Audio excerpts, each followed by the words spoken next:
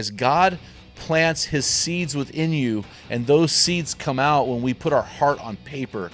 And so I want to help you to go to the end of your life, to visit your own funeral, and to put your life on paper.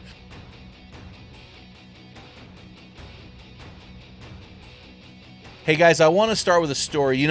We just got back from our Man Camp 2024. I was blessed to have all three of my sons join me there. And on the way home, we were debriefing the weekend. God really worked in the hearts of my sons. It was really cool. And my son James said something very powerful, because I was the keynote speaker at this event, and I preached out of Luke chapter 9, verses 57 to 62, asking our dudes whether they were fans or followers of Jesus.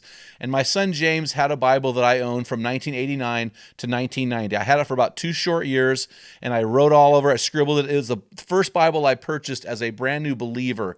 I actually passed that on to my son, and he said, "Dad, the coolest thing in your Bible, under Luke chapter 9, when you were preaching, you wrote this. You said, 'I cannot change the material world, but I can change men.'"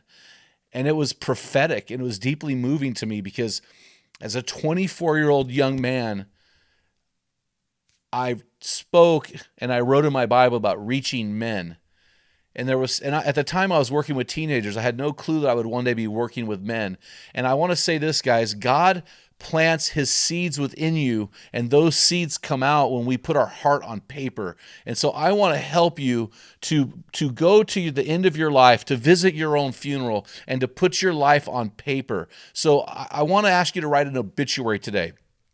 Now, here's the deal. Obituaries are different from eulogies based on their intention. A eulogy is a reading given in honor of a life of the deceased. It's usually read at a funeral, or the pastor will speak the eulogy. He'll eulogize the person's life through his remaining loved ones. An obituary is more of an announcement or notice of death to inform people and to take a look back at the details and history of the deceased's life. So we want you to write your own obituary. So you're not going to eulogize yourself. You're going to write an announcement of your death. So here's 3 prerequisites before you do this.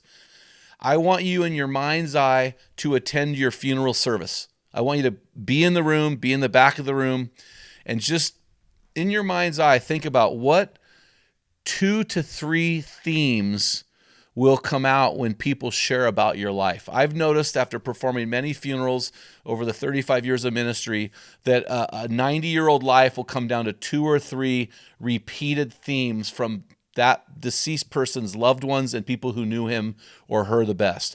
So what 2 to 3 themes will represent your life? The second thing I want you to do is this. I want you to ask yourself, well, what's missing? What aren't they saying? What themes do I want in my life that, because of my habits, I am not living according to those rhythms or routines that would create a thematic component of my life? So you want to write that in, because you need to include that if it's not there right now in your life. And the third thing is this.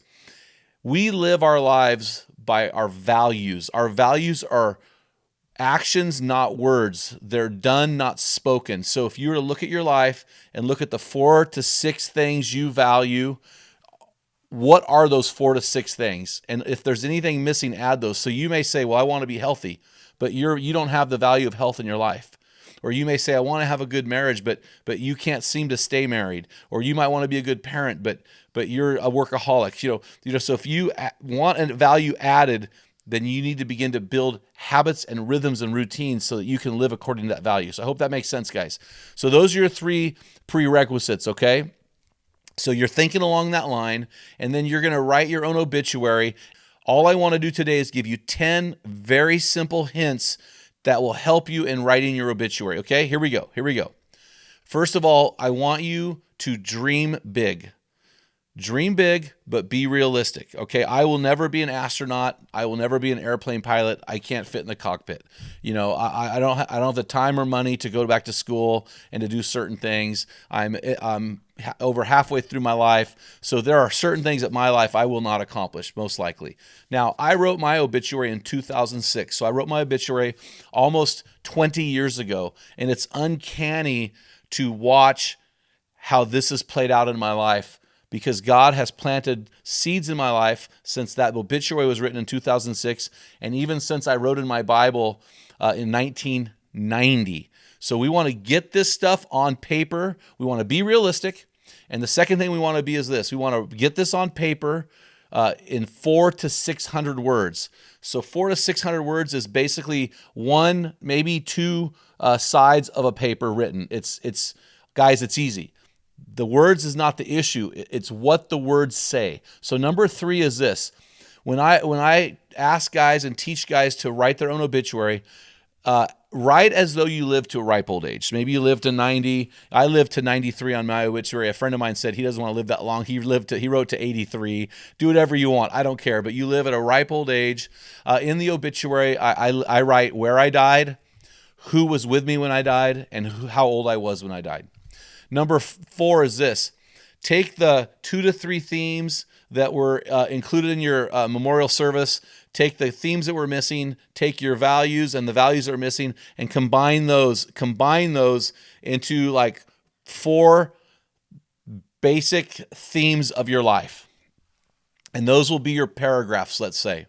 And then you start writing several. So you're going to outline them. You're going to talk about, maybe a spiritual theme or a family theme or your marriage theme. Just kind of outline that out, or your adventure theme, or whatever it is, and just outline that out.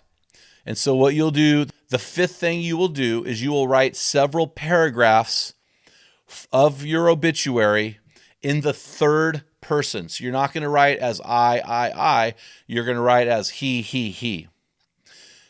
Number 6 is make it personally emotional, not mechanical technical.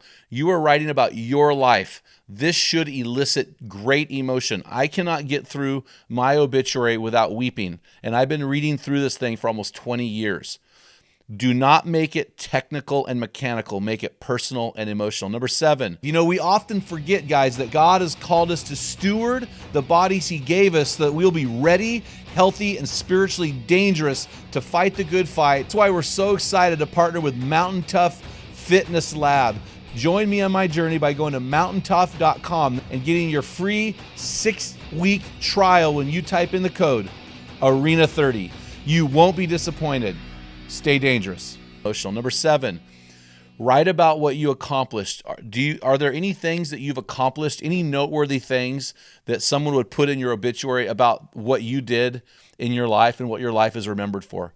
Number 8, what did your children accomplish? Dream big for your kids. What did they do with their lives? What did you pass on to them? Number 9, quote your wife and your children. In my obituary, I quote my wife and I quote all 3 of my sons. What did the people that loved you the most and that you loved the most, what do they have to say about you when you die? And number 10, if there is a mantra, a motto, or a life quote that deeply, deeply impacted you, make sure you mention it in your obituary. My life mantra is this: you don't have to be the best. You simply have to outlast the rest. And so that mantra has been my compass. And so write that down. So that should give you enough, guys, to get an obituary on paper. Get this stuff on paper. You will not regret it. Hey, guys, if this helped you and you are not a subscriber of the Men in the Arena podcast, please, please, please subscribe, guys. That'll help us in our rankings. It'll help us impact more men for Christ. Until next time, feel the wet sound on the arena floor. Hear the deafening roar of the crowd. Taste the sweetness of victory. Smell the stench of battle. Get in the game. Get dirty. Grind it out. Think about your future. And be a man.